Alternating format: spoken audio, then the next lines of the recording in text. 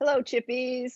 Welcome to the third installment of the CRC Professional Profile Series. My name is Beth Gordon, and I'm here today chatting with Julie Ruderman Klaff, lawyer and private equity fund partner at Origami Capital Partners. Before we get started, just three announcements. Number one, the CRC Professional Profile Series is brought to you by an incredible group of women passionate about bringing together CRC alumni through social, professional, and philanthropic initiatives. Second, we hope you can join the CRC Alumni Association on April 24th at 7 p.m. for the Arts, Crafts, and Chippy Chats virtual painting class. For more info, please go to the Instagram or Facebook CRC alumni page. Julie, are you participating in that? I have to say that I am. It actually, luckily for us, coincided with an event, an evening that we had already planned. Me and my two sisters, who also went to Chippewa, all of us 10-year campers, and we were doing our first post-COVID sleepover in the city. And we had already planned it. We already had reservations, and we saw the notice come out. And my middle sister ordered it for us, and we are waiting for it. And we're going to bring it downtown with us, and it's going to be our evening activity. Oh my God, how awesome is that? Now, will you guys get competitive or will you be okay with? Isn't it like an art project? We sometimes get Yeah. competitive, but I think the middle sister is the clear leader in the craft category.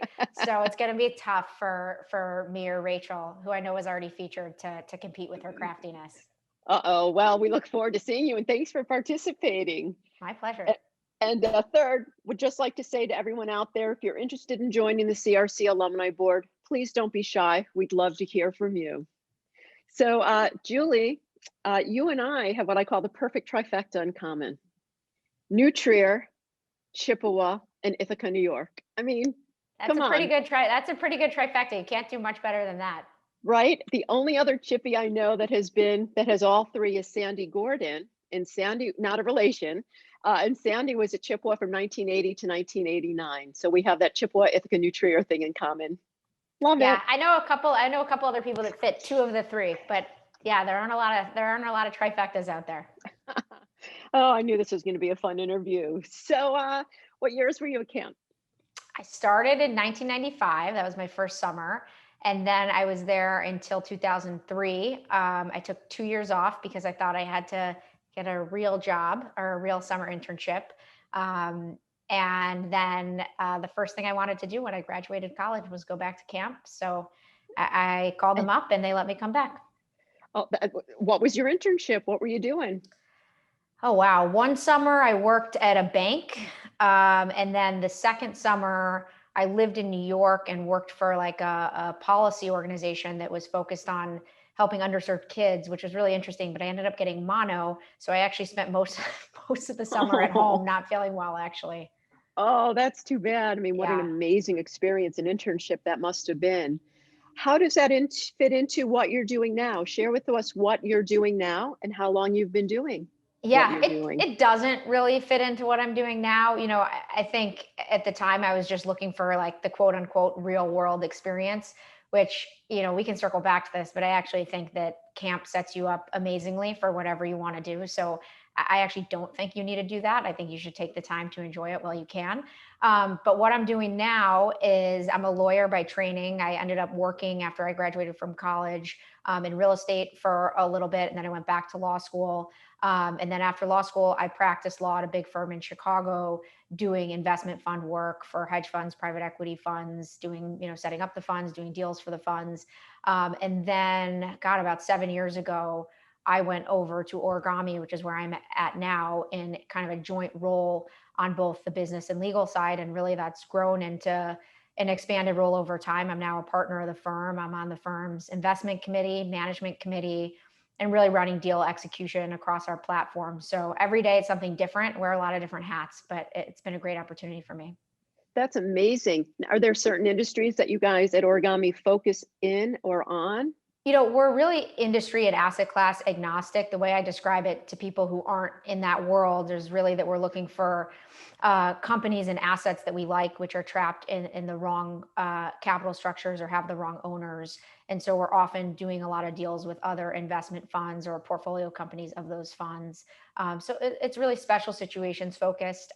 But no one transaction is the same as the one that we've done before. So it keeps it interesting, and everything is new, and it's a great learning experience kind of every time around. Oh, I think that's terrific. One of the industries that I focus on, I've spent the last few years on, has been the renewable energy industry. Yep. And I work with a lot of venture capitalists in the energy industry as they try to really move forward with renewable energy projects on the corporate side, on the higher ed side. It's really quite amazing. Yeah, You we've guys have seen a a lot lot of that. going on. We've seen a lot of that. It's a really interesting space. It really is. What's the highlight of your career or something you're really proud of that you'd love to share with us? Well, it's hard to say. Part of me wants to say just surviving the last 12 months has been a highlight of my career. But I Fair. think the real highlight of my career was probably right before we raised our last fund. I kind of got thrown into the role that I'm in now. It was somewhat of an unexpected promotion. And then all of a sudden, I had to be out on the road with our managing partner for almost a year, for like 9 months, trying to raise money for our new fund. And that started to coincide at the end of that period of time also with COVID, and kind of getting people across the finish line. And obviously the investments are important, but you can't do investments unless you raise capital. And it was something that I had never really done before. But Jeff, my business partner, and I went out on the road, and we were able to raise more than a $500 million fund in about a year. And so just kind of being in those meetings with the big endowments, foundations, institutions was a really amazing experience for me, and was a big growth kind of experience professionally, and something that I'm proud of. That is just amazing. And we can take it to another level. My guess is when you were going around in these meetings and sitting in rooms, there probably weren't many women, especially Oh, young zero. women. Yeah, I can tell you, actually, Jeff and I joked about this all the time. And I cannot tell you how many times I was mistaken for his wife, his girlfriend, his secretary. Almost nobody, thought I was his business partner. And not necessarily in the context of the meetings where they were expecting me, but like at hotels, at restaurants, just Mhm. kind of in the ordinary, or in Ubers, in the ordinary course of whatever we were doing. It happened all the time. But the world's changing. And I think, especially in finance, I think that there's like a growing movement to become more inclusive. It's something that we're focused on at Origami, and I think there's a lot of opportunity. Our firm, there's 3 partners, and 2 of the 3 are women, so it's something we're really proud of. That's fantastic. So for any of our young chippies that are looking to do what you do, how lucky are they that you're there to pave the way for them, right? To say that, yes, there haven't been many women in the room, but we're getting there. So Yeah, we're congrats getting to there, and you. it's important to, just you got to develop a little bit of a thick skin. And it's funny because Jeff was always a little bit more upset by these encounters than I was, and he's a bit of a feminist. But I think you got to learn how to just move on from it and keep putting one foot in front of the other, and continue to make progress. Yeah, it's really true. I spent most of my career in the very beginning in the footwear and apparel biz, and a lot of the footwear and apparel sometimes fed into like the sporting goods industry. And I don't know much about sports, but I would sit there at tables where it was just all men, and they would totally just keep talking to each other. And you're like, hi, Right. It's I'm the one that has a the little bit of a solution you're boys looking club. for. A Yeah. little bit, but we're Yeah. getting better without a doubt. No question. Where'd you go to school? And did you pick the school you went? Well, I know where you went to school. Did you pick Cornell specifically because of the program, or did the program pick you? I went to Cornell, honestly. So a couple of interesting things played into it. So I knew I wanted to go outside of the Midwest, just because I'd grown up in Chicago. I wanted something different. And I actually had a bunch of college visits lined up. My dad was going to take me, and we had them all lined up the weekend that followed 9/11, when I was a senior in high school. And so the whole trip got canceled. And we couldn't reschedule it. I think he had work Mm. conflicts, I had sports conflicts, and I had been to Cornell the year before when I was a junior. My best friend's sister went there, and I went with him to visit her just because it sounded like fun, and it was an absolute blast. And I said, you know what? I really loved Cornell. I'm going to apply early, and if I don't get in, then we'll do some other visits in the spring. And if I do, then great. I'm going to be happy going there. And I got in, and it was meant to be. I mean, seriously, Ithaca is like such a fun town. It really is. It's amazing. This is kind of sad, but I have not been back since I graduated. And I wanted to, and there have been reunions, and my husband actually went to Cornell as well, and we didn't know each Mm. other there. He was a couple years ahead of me. He's been back a couple times for reunions, but between work and kids and law school, it's never really come together. So it's on the list though. I've been back twice since I graduated, and I graduated in '83. And both times I stayed at the hotel at Cornell. Oh, it's Statler. Uh, yes, Did you and go to it's college very on bagels? well, of course. And then back That's in my those favorite. days, you had the Nines. Come on, the Right. Nines Oh, yeah, pizza yeah, was. that was there when I was there too. I hear it's no longer there. It makes me It's sad. not. I know we're dating ourselves now, but a lot of stuff has changed.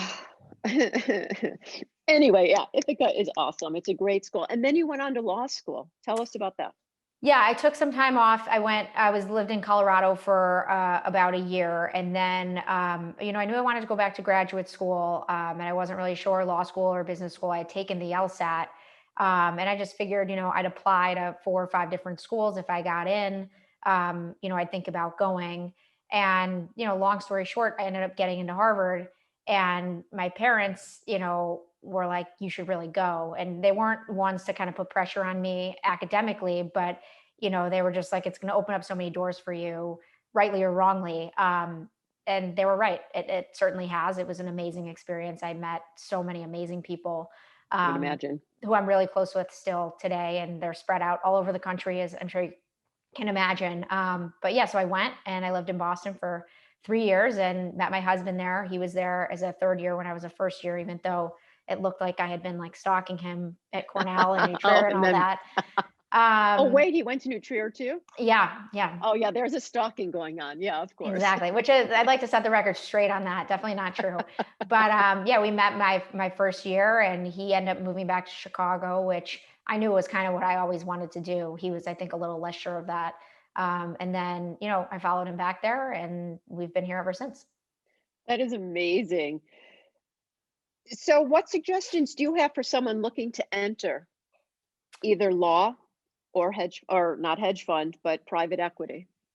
Yeah, I mean, I think you really can't replace like the building blocks of experience. And this is coming from someone who kind of took an a traditional route to get there. If you want to go into law, I mean, I think obviously the first step is studying for the LSAT, getting into the best law school you can, going to that law school, and then deciding what you want to do. And being a lawyer, I mean, it's so hard to say do this because there's so many different types of lawyers, right? Do you want to be a corporate lawyer? Do you want to be a litigator? Do you want to be in public, interest and work for an amazing policy organization? Do you want to be in government? So I think you really have to think about what you want to do and then try to build your experience and build your network as best you can and kind of the path. But I think what my life has taught me is that you can always change, right? And I don't think I have any regrets, but I think if I look back, I probably was always a little bit more interested in business than law.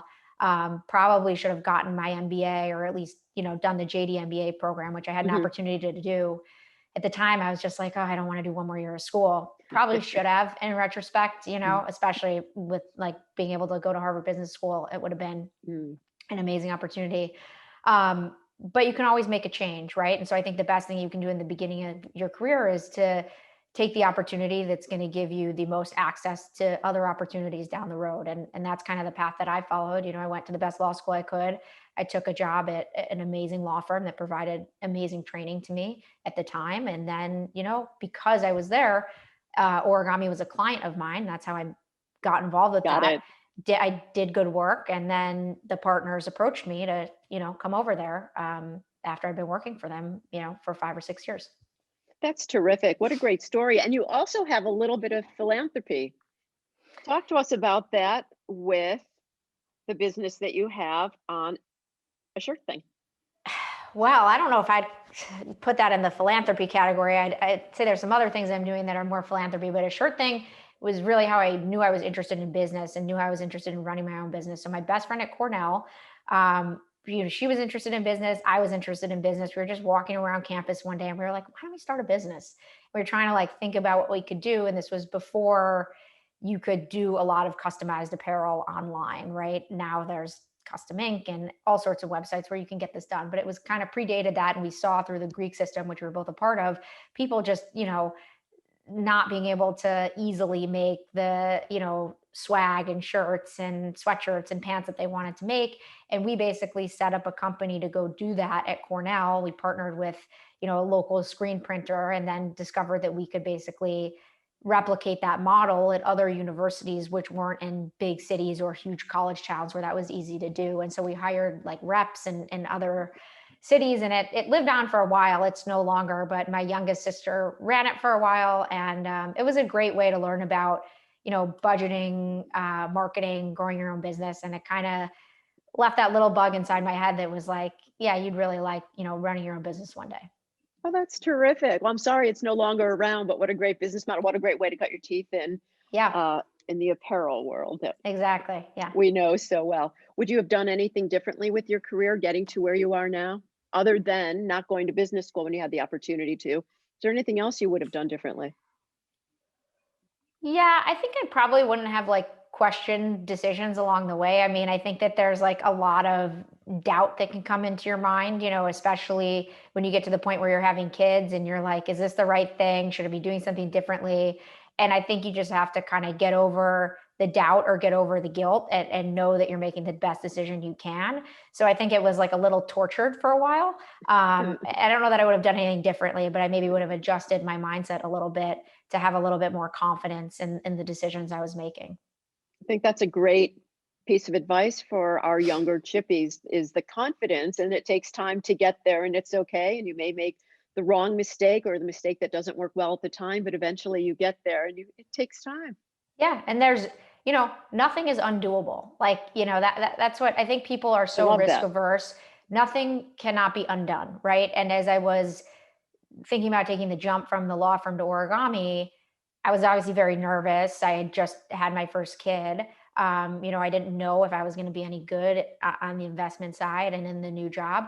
But the thing that kind of got me comfortable at the end of the day is like, if it doesn't work out, I'll figure something else out. And that's true. If you're smart and you're talented and you're hardworking, like there's always something else, and you never can predict how things are going to go.